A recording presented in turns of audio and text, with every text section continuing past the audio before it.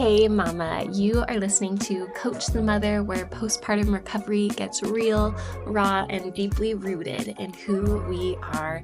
I'm Dr. Natalie Forsell. I'm a pelvic floor expert, a postpartum fitness coach, and a mama who has walked the long road of healing and recovery myself. Here, we're ditching the outdated BS, demystifying healing, reclaiming our strength, and giving the modern mom the wisdom they should have been given from the beginning. This isn't about bouncing back, it's about returning home to your body, your power, and your whole damn self. Let's coach the mother.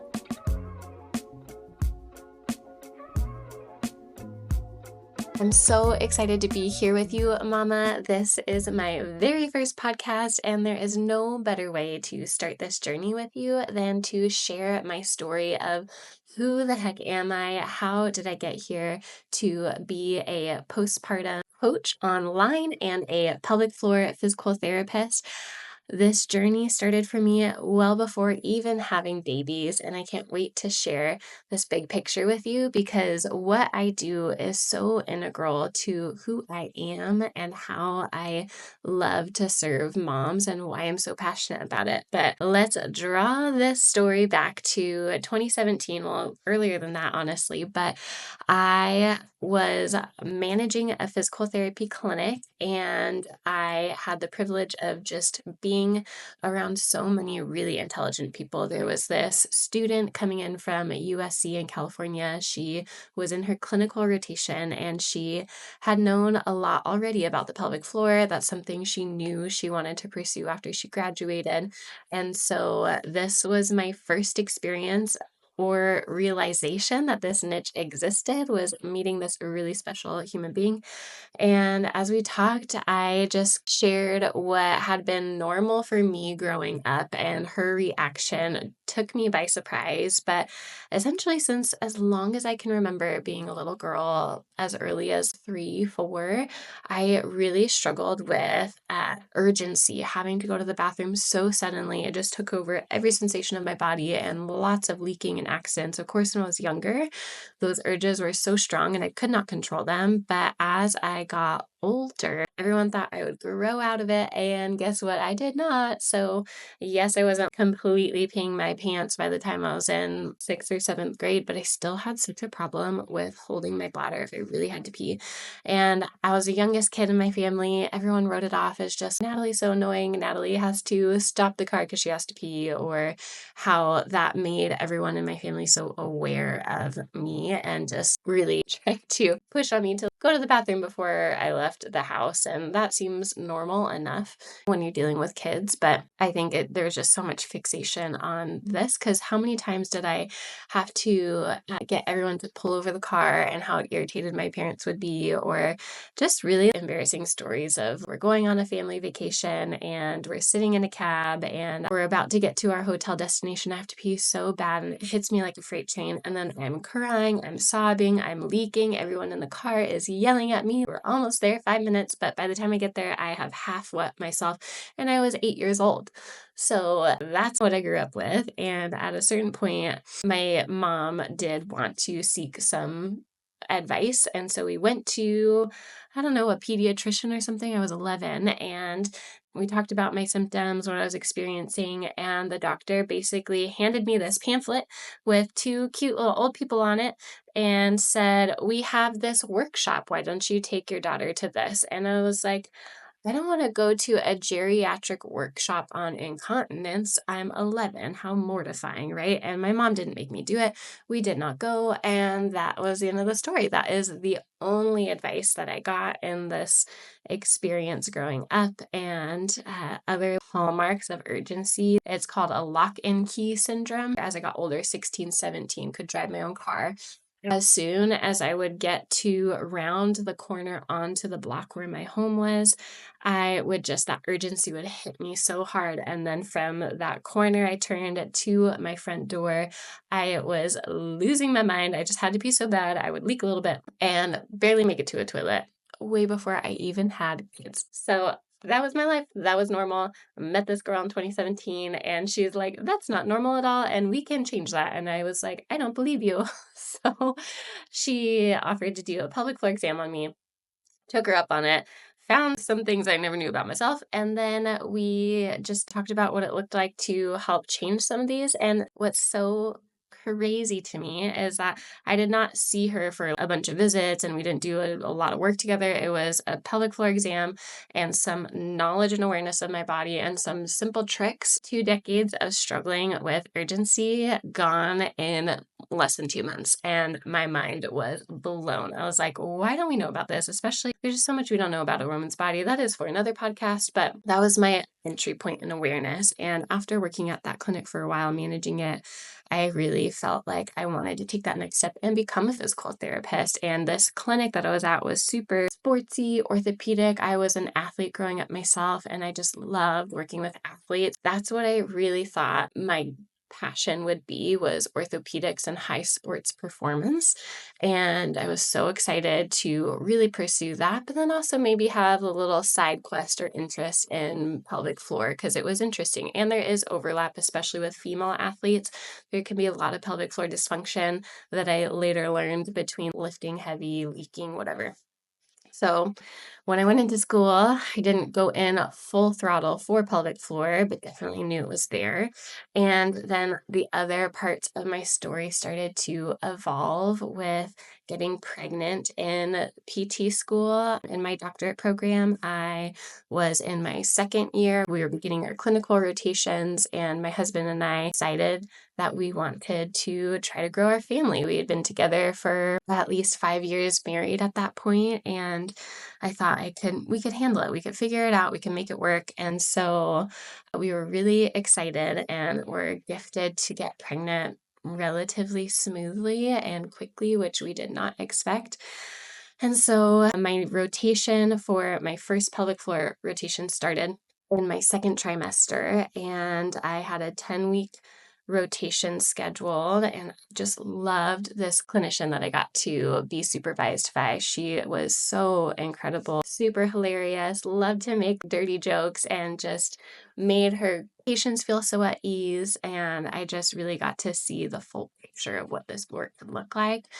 And we saw everyone. We saw women past menopause, we saw young girls, we saw men, we saw women in their prenatal postpartum journey.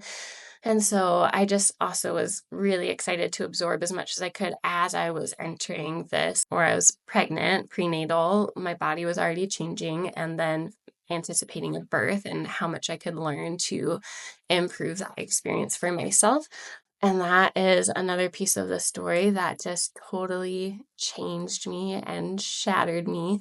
When I was in this clinical rotation, halfway through, I was 22 weeks pregnant. And because of my schedule, we were a little late for the anatomy ultrasound, a few weeks behind. So we get it scheduled by the 22nd week, and everything is fine in my body. I don't feel any symptoms, but if you can imagine where I'm going with this story, it ended in surprisingly finding out that we were losing our baby. And that whole experience, I can also share in more detail because this podcast hopefully is also a space for the bigness of this whole experience. And I intimately know what this type of grief feels like. But it was such a big surprise to my husband and I, and just it is never a good time to physically experience something like this, but also just the position that I was in as a student, having to return back to keep up with the cadence of school. All of it was just so crazy. And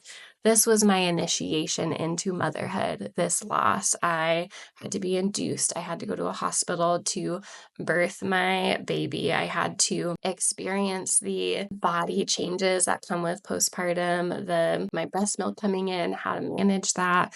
And I got 4 weeks. I got 4 weeks off. And after a loss like that, and it was a vortex, I honestly can't even remember what happened in those 4 weeks. I survived it, but it really crushed my soul. And I was really nervous to go back into this clinic setting to just be around pelvic floor, anything, women. And my supervisor was really life-changing. The way that she did her job very well, but then also so tenderly held space for me and allowed me to practice, but also take a break if I couldn't handle a specific story.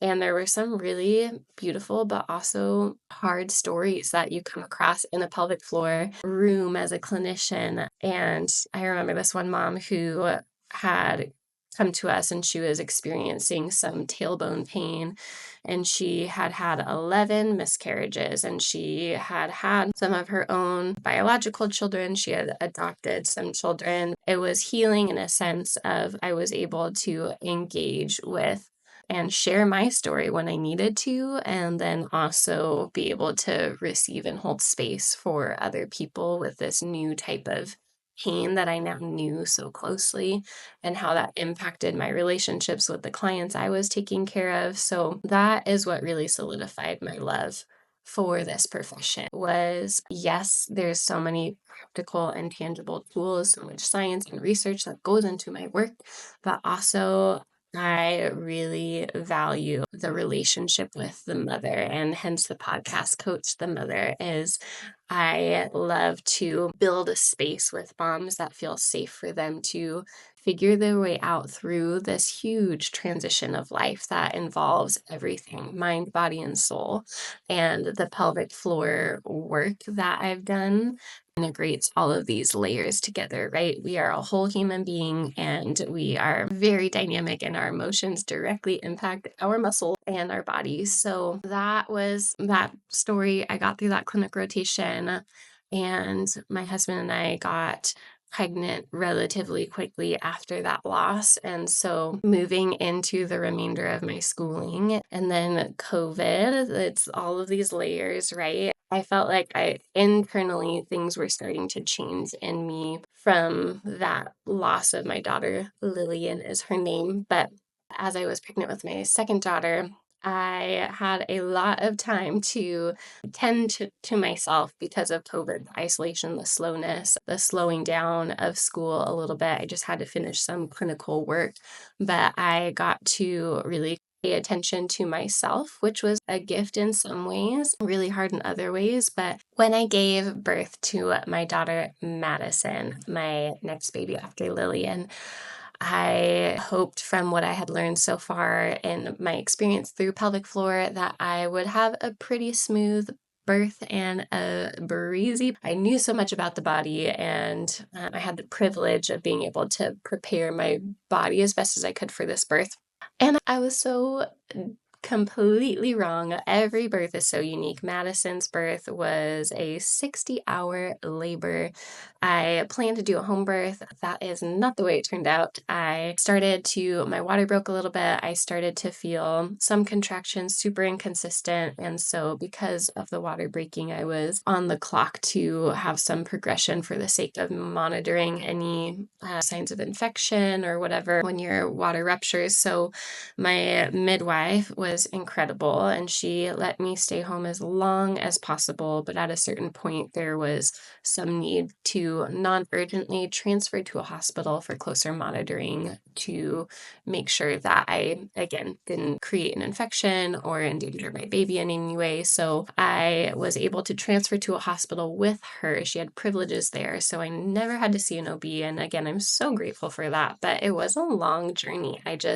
No matter what I tried, what crazy inversions, what exercises, what breathing, my body was just stuck at this 4 centimeters dilated. And then we started to augment with some Pitocin, slowly try to get things to ramp up. That wasn't changing any after. But then once I got on a full dose of Pitocin over 24 hours, I was exhausted, and I was so ready to just put my hands up and say, I don't care what you do, just get this baby out of me. And this was hour 59 or whatever. So we're in the hospital, and I am just really just at the end of my rope in terms of my exhaustion. And my midwife, at some point in the journey before that 59-hour mark, she comes in and she's like, the doctor on staff changed, and he is wanting you to get a C-section. What do you think about that? And I'm like, no, I don't want to do that. She's like, okay. I'm like, but what do you think? Like, that, do I need to? And she's like, well, I think he's kind of grumpy. I don't think he's in the best mood, and all the signs show there is no change of heart rate of you or the baby. There are no signs of infection. Essentially, there's no signs of distress. So you can keep doing what you want to do as long as you want to do it, as long as these things look fine. And so I'm like, great, that sounds good. I'd like to try that. And so she's so gently was like, okay, well, we're going to have you sign a AMA saying that you're essentially wanting to disregard his opinion or advice here. You're not going to accept his services. And I'm like, sounds great.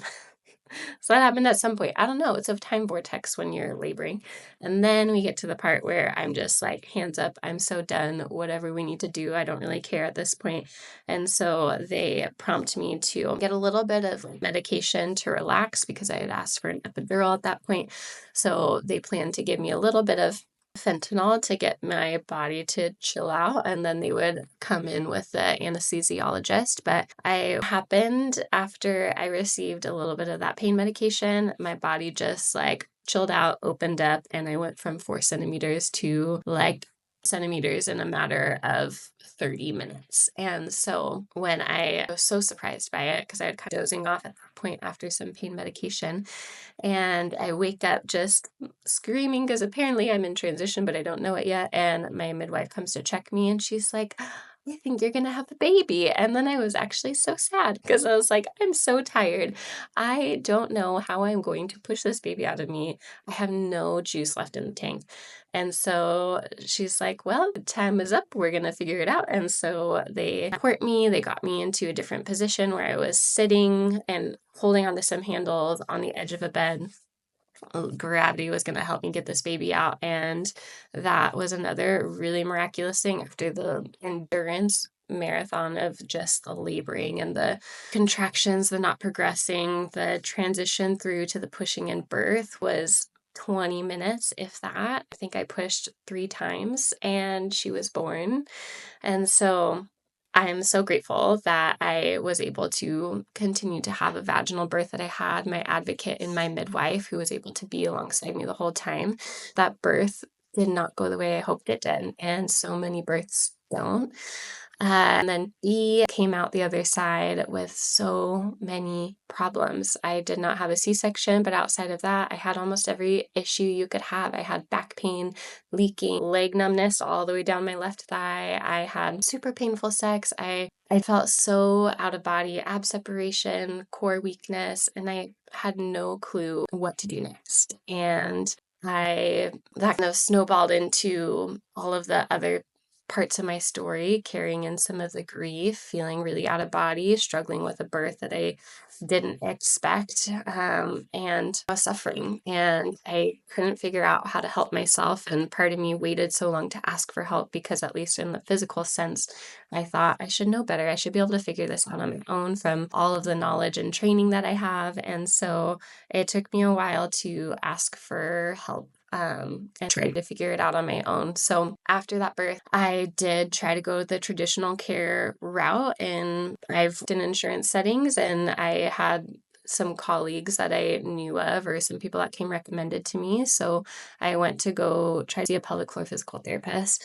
Emphasis try was extremely difficult. Again, we were in COVID. My husband and I don't live close to family. We don't have any like childcare support. And so whatever I needed to do came at and my husband's a business owner. So if ever I need something like an appointment, he has to rearrange his schedule to make it happen. It was just hard to get out the door in general, even with just one kid.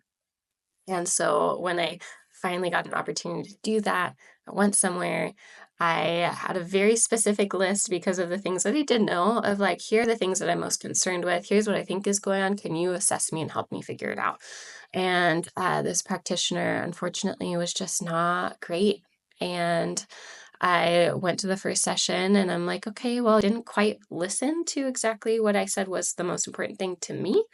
But I can imagine that this takes, steps, a few tries, and like maybe click or some things will get better. And so we tried for about 3 sessions, but by that third one, again, in the insurance model, I like went in with specific questions.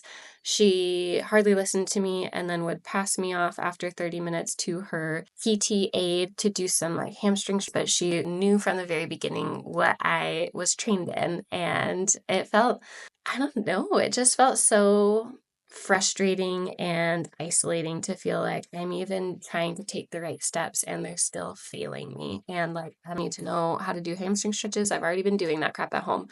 So I that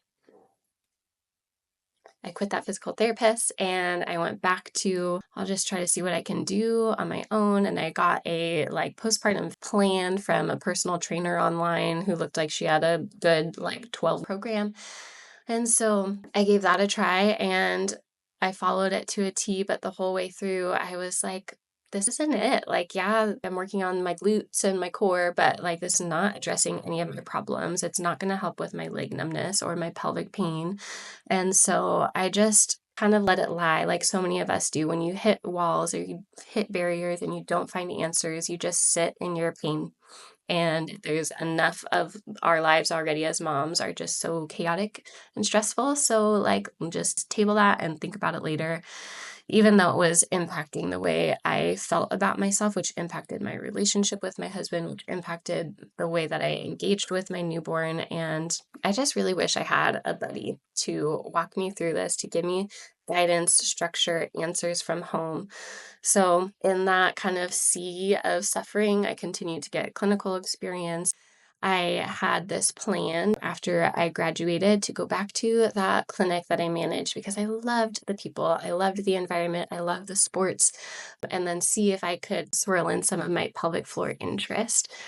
At this point, though, I'd become a completely different person. Motherhood does that to you. You just, what you think you used to value, all of a sudden changes when you give birth. And so, this place that I had so looked forward to and longed to be a part of again, I went there and I worked there, and everyone was still amazing. And I still love the staff, but there was something different about me. And I felt like I didn't really fit there anymore. I didn't really care about the super sportsy athletic population. I cared about the pelvic floor population. I tried to slowly build that caseload in the nooks and crannies, but it just wasn't the right environment for those types of clients. And eventually just felt like I really needed to kind of step back and reevaluate like what mattered to me and what I wanted to do professionally, while I was also navigating all of the identity like crisis, physical struggles, like there's just a lot of struggles happening. And so I needed some space to kind of recoup.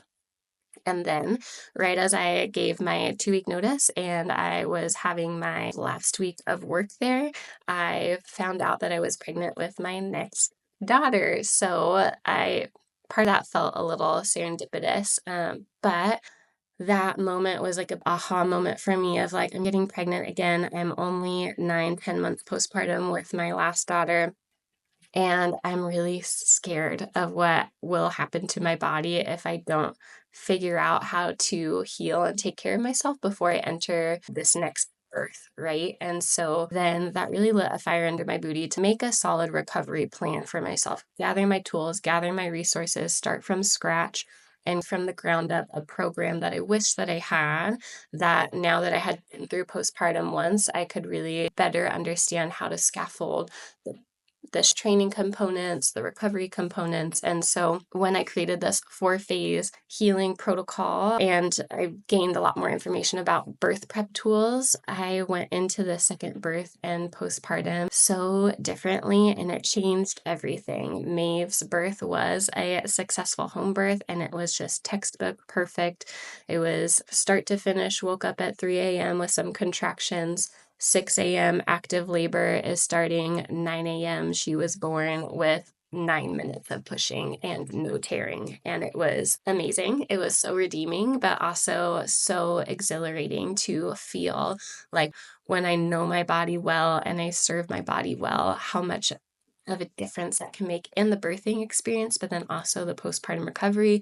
I followed my 4-phase protocol and I had none of the things that I had after my first birth. No leaking, no painful sex, no leg numbness.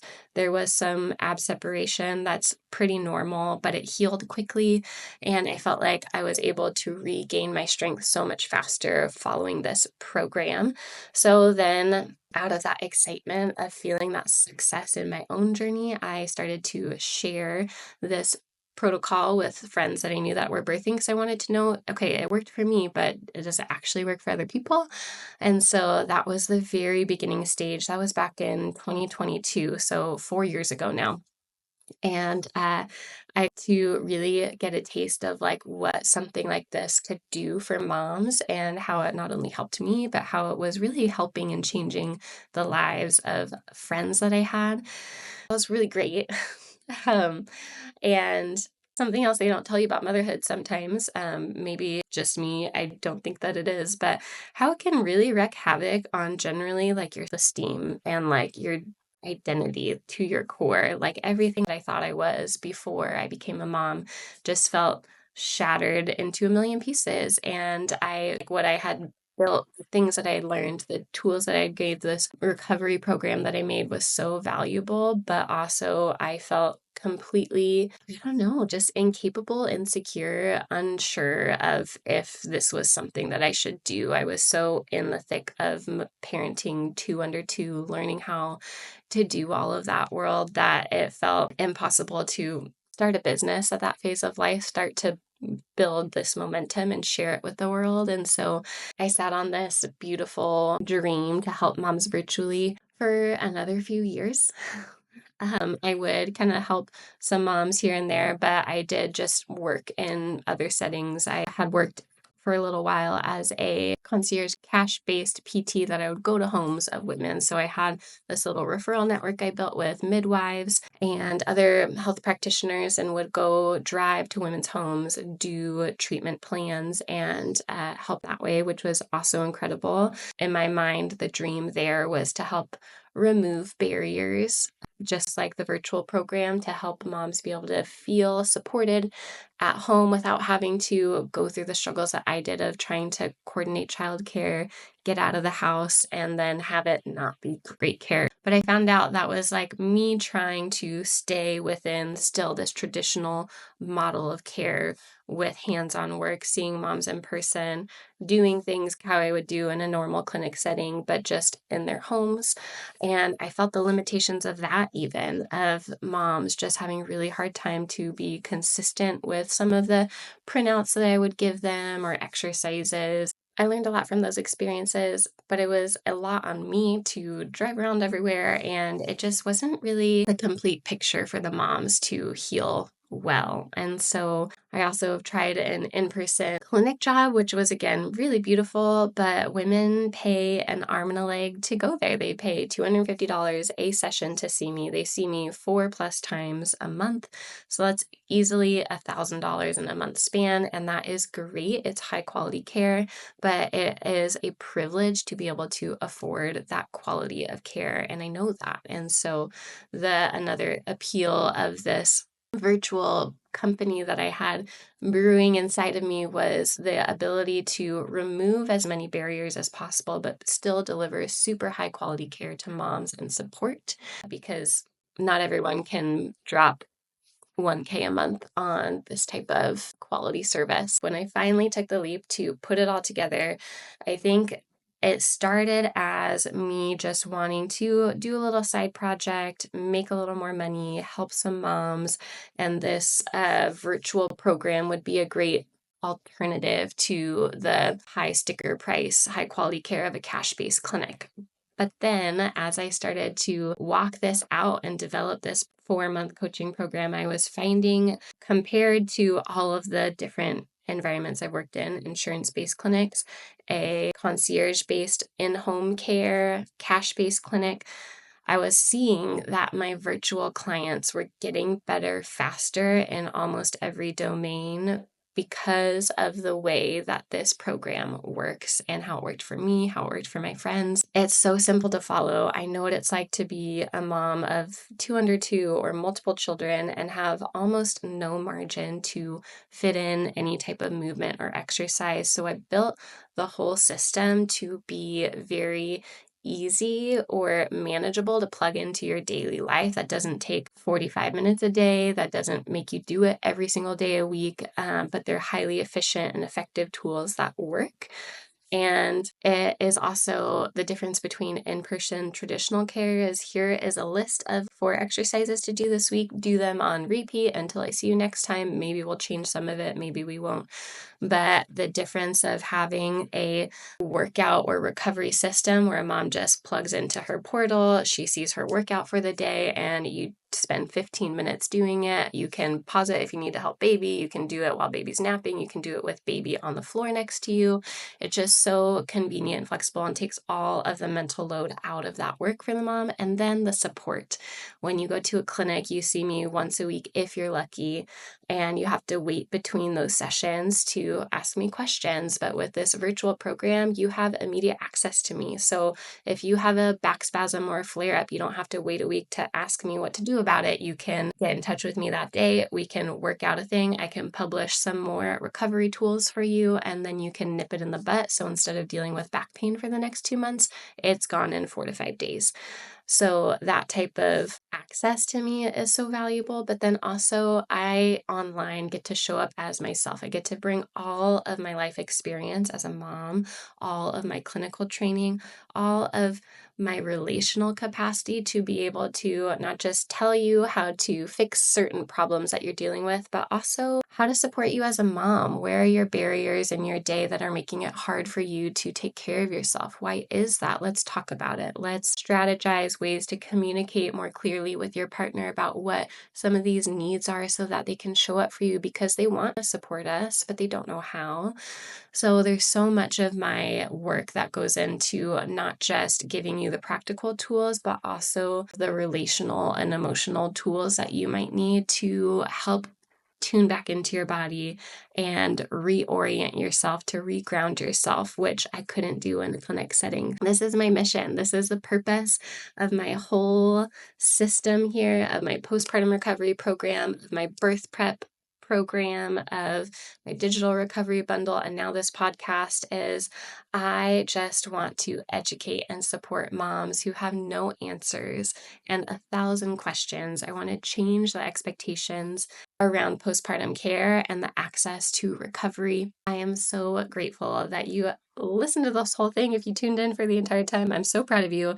Sometimes telling a story can feel so long-winded, but this is me. This is where I'm coming from, and I can't wait to support you in this whole perinatal journey.